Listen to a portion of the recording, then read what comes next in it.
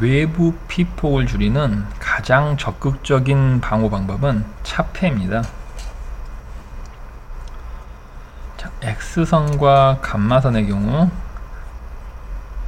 방사선의 세기, 이건 플루언스일 수도 있고 에너지 플루언스일 수도 있고 선량률도 있고, 차폐체를 통과할 때는 지수 감소를 합니다.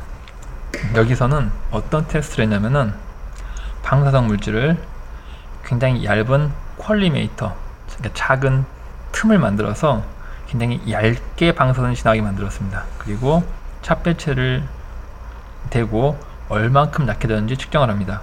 처음에 이게 플루언스일 수도 있고 에너지 플루언스일 수도 있고 방사선량일 수도 있는데, 어쨌든 선량이 얼만큼 줄어들었는가를 하는데, 이건 이 두께에 따라 지수 감소를 하게 됩니다. 그런데 이 차폐체의 종류에 따라 특성으로 이 상수가 결정이 되는 그런 형태를 갖고 있습니다. 이건 일정한 시간이 지날 때마다 일정한 비율로 양이 줄어드는 붕괴 법칙과 완전히 똑같습니다. 일정한 시간이 지난 대신 일정한 거리, 즉 두께를 통과할 때마다 정해진 비율만큼 감소를 하게 됩니다. 그러면은 붕괴 법칙에서는 시간에 대한 붕괴 상수였던 이 람다가 이 차폐에서는 이 방사선이 약해지는 감쇄 계수로 되는 겁니다. 붕괴 상수의 단위는 시간의 역수였듯이, 여기가 이제 t가 시간이 초일 경우에 이 차폐에서는 통과 거리를 센티미터로 잡기 때문에 선형 감쇄 계수도 센티미터의 그 역수로 표현이 됩니다. 이 두 개는 완전히 같은데 단 조건은 이렇게 얇은 빔일 경우입니다. 그런데 실제 현장에서는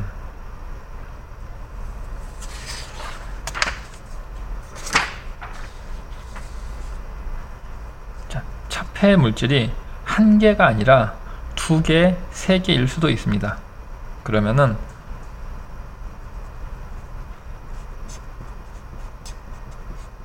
이 공식, 인간의 몸에 방사성 물질이 들어왔을 때 물리적 반감기와 생물학적 반감기가 함께 적용된다. 이건 이 람다를 더해주면 된다 라는 공식과 완전히 똑같게 이 뮤도 그냥 더해주면 됩니다. 그런데 차폐 두께가 다르기 때문에 이걸 뮤와 두께, 그러니까 선형 감쇄 계수와 통과거리, 선형 감쇄 계수, 통과거리, 이걸 각각 더해줘서 계산을 하면은 완전히 동일한 식이 유지됩니다. 왜 이게 되냐면은 첫 번째 이 식은 누구나 이해가 되겠고, 이렇게 나온 결과 이 값을 다시 i0 위치에 집어넣고 두 번째 차폐체를 지나게 되면은 여기서부터 여기까지 곱한 값이 이 두 개를 통과한 값이 되어버립니다. 다시 세 번째 차폐체를 적용하려면은 이 값이 다시 i가 돼가지고 다시 대입을 해서 이 값을 또 곱해주면은 여기에서의 값이 나옵니다. 즉 이걸 개수가 차폐체가 더해진 만큼 곱하기만 늘어나면 됩니다. 이렇게 모두 지수가 2이기 때문에 이 윗부분은 덧셈으로 하더라도 동일하게 유지가 됩니다. 이 선형 감쇄 계수는 단위가 거리의 역수입니다. 방사선의 경우 이 람다가 이 물질이 없어질 확률이었던 것처럼 여기 그 차폐에서도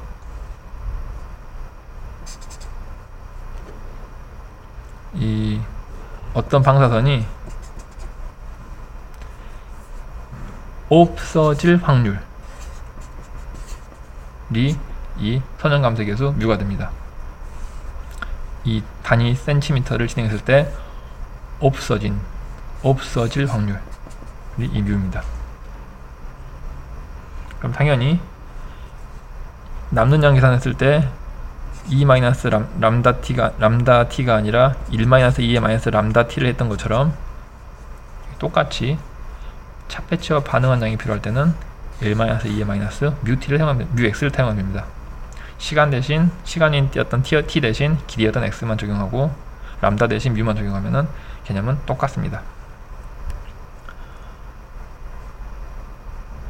반감기와 관계가 똑같이 반감기, 기간처럼 반가층, 두께도 완전히 동일한 개념으로 동일한 계산이 가능합니다. 반이 줄어들기 때문에 2가 사용됐고 10분의 1이 줄어들면 10이 사용됩니다. 13분의 1이 될 경우에 13분의 1이 줄어드는 두께는 당연히 13이 될 겁니다. 이 뮤는 완전히 동일한 뮤입니다. 선형 감색계수와 시가층과의 관계. 방금 전했듯이 10분의 1로 줄어드는 개념.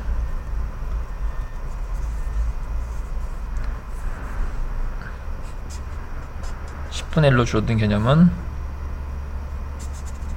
여기에 10이 들어가면 된다. 서로 바꿀 수 있기 때문에 이렇게도 쓸 수가 있다. 이걸 이 숫자 부분을 직접 계산을 하게 되면 이렇게 바뀔 수도 있다. 즉 이건 이 개념만 명확히 알고 있으면 단순한 숫자 계산으로 풀릴 수 있는 부분입니다. 2012년 기출. 코발트 60선원이 있고 어떤 지점에서 10ml 렌트겐/아워였습니다. 여기다가 어떤 차폐체를 설치해서 이 값을 1ml 렌트겐/아워로 하고 싶습니다. 그러면은 10분의 1로 줄어들었습니다. 그러면은 10가층이 있으면 됩니다. 그런데 여기서 뭘 제시를 했냐? 납의 반가층을 제시했습니다. 반가층이 제시되어 있으면은 언제든지 선형감색계수로 바꿀 수가 있습니다. 바꿔보겠습니다. 선형감색계수 2분의 1로 줄어들기 때문에 반가층을 대입하면은 바로 구할 수가 있습니다. 10가층은 10분의 1로 줄어들기 때문에 10을 적어주면 바로 이렇게 계산이 가능합니다. 이건 개념만 알고 있으면은 딱 두 줄로 풀리는 문제입니다. 방사능 물질이 있고 어떤 특정 지역에서 차폐체가 두 개가 맞고 있습니다. 자, 거리 x1, 거리 x2, 특성 μ1, μ2, 선형감색이 서로 다릅니다. 처음에 I0인 물체가 여기를 통과했을 경우에 당연히 I0 2의 마이너스 μ1 x1이 될 겁니다. 이게 이 지점에서 설량이고 이 지점에서 설량은 다시 이 값이 들어가서 이 값이 I0로 들어가서 다시 감쇄되는 이 값이 이 부분에서 설량입니다. 이건 바로 1번인 걸 확인이 가능합니다. 다른 식으로 정리하자면은 앞에 설명했다시피 이렇게 위식을 모아서 정리할 수 있습니다. 모두 다 똑같은 표현입니다. 지금 봤듯이 실제 차폐 계산에서는 선형감색계수가 사용이 됩니다. 선형감색계수는 단위가 거리의 역수이기 때문에 차폐 두께만 구해주면은 쉽게 계산이 가능합니다. 그런데 문제는 똑같은 구성을 가진 물질이라도 밀도가 달라질 경우에 선형감색계수가 바뀌어진다 문제가 있습니다. 가장 흔한 문제가 재질이 콘크리트의 경우인데 콘크리트는 그 밀도가 2.7 정도 되는 뭐 그 좀 가벼운 조적벽 같은 거부터 시작을 해가지고 보통 2.34, 무거운 경우는 그 더 높은, 그러니까 왜냐면은 콘크리트를 만드는데 섞는 그 돌이나 모래 종류에 따라서 밀도가 달라집니다. 근데 그 모든 다른 밀도의 경우에 각각 선형 감쇄 계수를 정리하자면은 너무 데이터가 많아지기 때문에 다행히 밀도와 선형 감쇄 계수가 관련이 있다는 걸 깨닫고 이렇게 선형 감쇄 계수를 밀도로 나눠 가지고 밀도와 상관없이 공통 적용할 수 있는 질량 감쇄 계수라는 개념을 만들어서 사용을 합니다. 즉 모든 테이블에 실제로는 질량 감쇄 계수라는 이 특이한 단위를 가진 값이 정리가 되어 있고, 실제 사용을 할 때는 여기다가 밀도를 곱해서, 밀도니까 그램 퍼 센티미터 3승이라는 밀도를 곱하면은 단위가 이게 없어져서 선형 감쇄 계수가 되도록, 이런 값을 실제로 모든 테이블에서 가지고 있습니다. 실제 아래 문제에서도 선형 감쇄 계수가 제시될 수도 있지만 질량 감쇄 계수가 주어지면은 당연히 밀도를 곱해서 선형 감쇄 계수로 바꾼 다음에 사용을 하면 됩니다.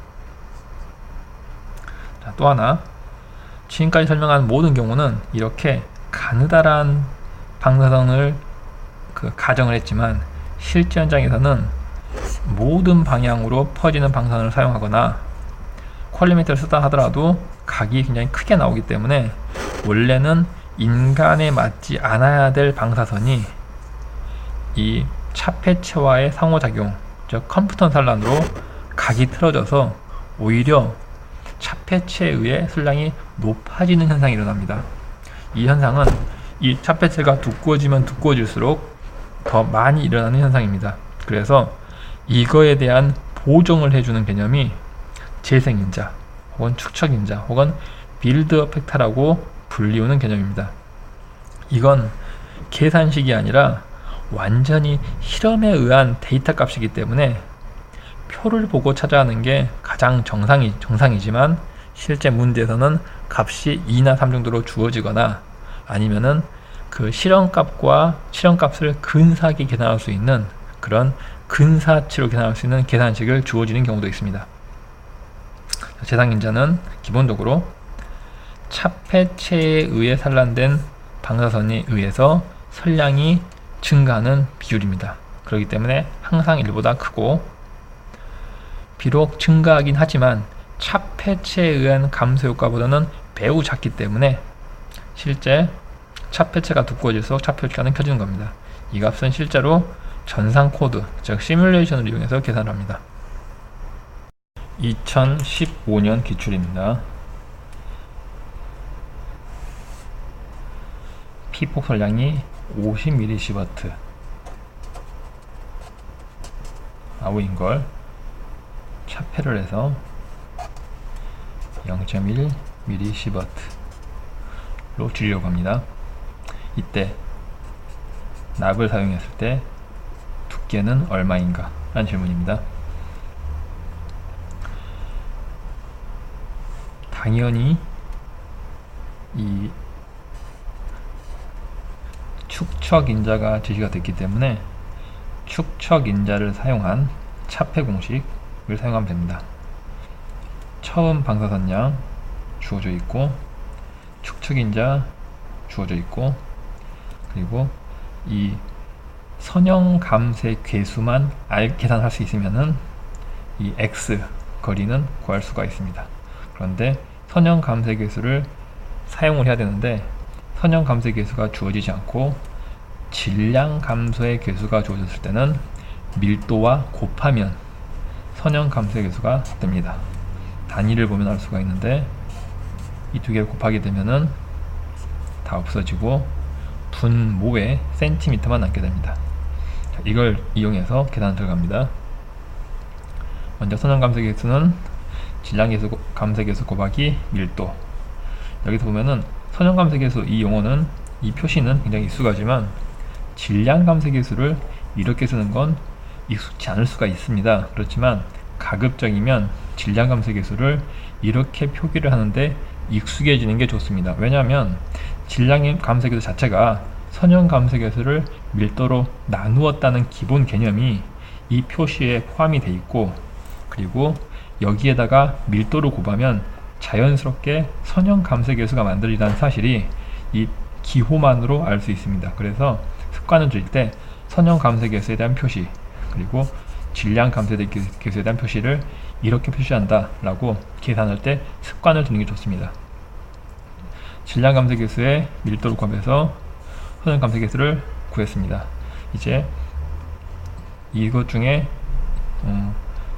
이 축척인지 알고 있고, 처음 값 알고 있고, 뮤 선형 감소 계수 알고 있고, 그리고 최종 목표 값 i0 다 알고 있으니까 대입만 하면은 풀립니다. 2012년 기출입니다. 아까 풀었던 문제와 완전히 동일한 문제지만 기호를 사용하게 되면은 사람이 막연히 어렵게 느껴지는 경향이 있습니다. 이런 기호가 사용되는 문제 같은 경우에 굳이 이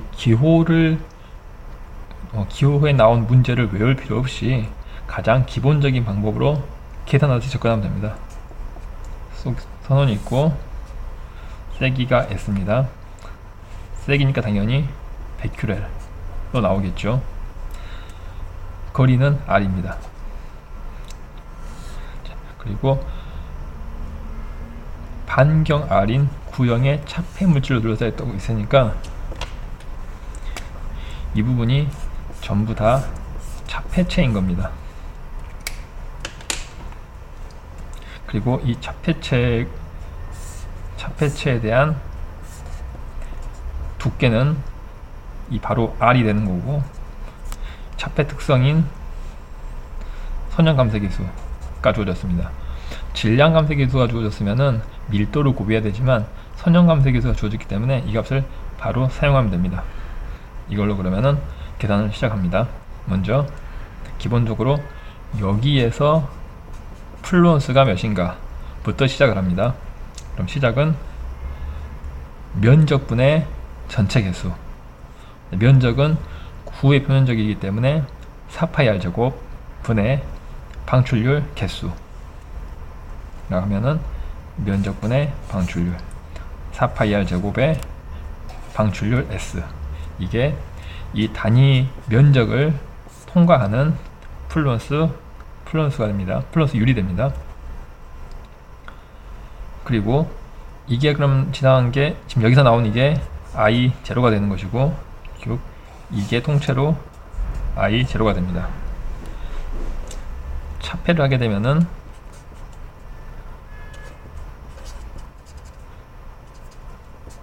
이렇게 붙는데, 이 값에다 이 빌드 팩터, 축척 계수와 감소에 대한 이 값을 구해주면 됩니다. 이게 I0고 빌드 팩터를 구했고 2의 마이너스 뮤t, 그런데 뮤는 이미 주어져 있고 t는 반지름 r하고 똑같으니까 r 곱해주면은 이 식이 바로 만들어집니다. 이 식과 같은 것 찾으면 답입니다. 2012년 기출, 소스가 있고 여기에서 분량이 300mSv 파워입니다. 이걸 차폐를 해서 3μSv 파워로 줄이고자 합니다. 궁금한 건 이 차폐 두께 X가 궁금합니다. 그럼 당연히 이 차폐체의 선형 감소 계수를 알아야 되는데, 선형 감소 계수를 주어지지 않고 질량 감소 계수와 밀도를 주어졌습니다. 그러면 이 두 개를 곱하면은 이 선형 감소 계수가 나옵니다. 축척인자가 주어졌기 때문에 역시 사용할 수 있는 식은 축척인자가 포함된 이 식을 사용하면 됩니다. 이 공식에서 최초 방사선 300mSv 파워 I0로 주어졌고, 마지막 목표 I 3μSv 주어졌고, 빌드업 벡터 축척인자 3 주어졌고, 질량 감쇄 계수와 밀도를 곱하면은 선형 감쇄 계수 만들 수 있고, 그러면은 이 t는 식이 하나이고 모르는 값이 하나이기 때문에 계산이 가능합니다. 차례로 풀겠습니다.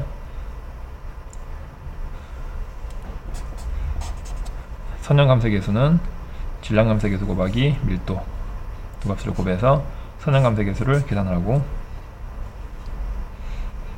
이 값을 바로 계산을 하지 않고 이 i0를 넘겨서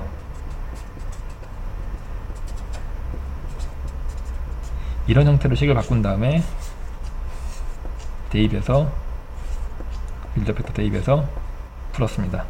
순서는 이거에 직접 대입해도 되고 바꾼 다음에 풀어도 됩니다.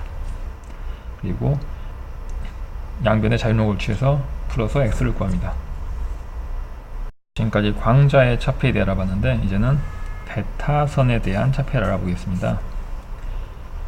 베타선에 대한 최대 비정은 이런 식으로 계산이 됩니다. 간단히 예를 들면 1.5외부에 전자선이 있을 경우에 이 전자선의 최대 비정은 이 식에 대입을 해서 이렇게 계산이 됩니다. 이걸 차폐를 하고 싶을 때는 이게 질량 감쇄 계수이기 때문에 단순하게 밀도만 곱하면은 바로 선형 감쇄 계수를 구할 수가 있고, 이 선형 감쇄 계수를 가지고 식가층을 간단히 구할 수가 있습니다. 1.5외부 전자선이 1.5외부에 대한 식가층이 10분의 1로 줄어든 두께가 플라스틱인 경우 3cm다 라는 사실은 이 거의 비슷한 방사선 에너지를 가진 감마선을 방출하는 코발트의 식가층이 20cm인 거랑 비교를 하면은 베타선의 차폐가 굉장히 더 쉽다라는 걸 알 수가 있습니다. 왜냐하면 베타선은 그만큼 비전리가 크기 때문에 에너지를 빨리빨리 잃기 때문에 더 차폐 두께가 얇아도 됩니다. 베타선에 차폐할 때 가장 주의점은 이 베타선 자체가 제동 복사선을 만들기 때문에 일단은 원자 번호가 낮은, 흔히 플라스틱이나 유리로 1차 차폐를 해가지고 제동 복사선의 발생을 최대한 작게 하는 겁니다. 그리고 이렇게 하더라도 제동 방사선이 만들어지니까 그것은 다시 외부를 다시 감마선, 광자 차폐를 다시 한다 라는 게 방사선 방어 입장에서 가장 중요합니다. 베타선 방출 핵종은 주로 실험실이나 병원에서 사용을 하고, 보통은 유리로 된 바이알 안에 담아서 사용을 하게 됩니다. 만약에 이 방법을 사용하지 않고 베타선 차폐에 이 금속으로 된 그릇을 사용했다면은 원자 번호가 높은 철이나 납 같은 금속과 반응을 해서 오히려 제동 방사선이 더 많이 나오게 됩니다. 그래서 당연히 철이나 납으로 했으면은 베타선은 훨씬 더 차폐가 잘 되니까 더 얇게도 되겠지라고 생각했다가 오히려 여기서 만들어진 제동 방사선에 의해서 오히려 피폭을 당할 위험이 있기 때문에 이 부분을 계속 강조를 하는 겁니다.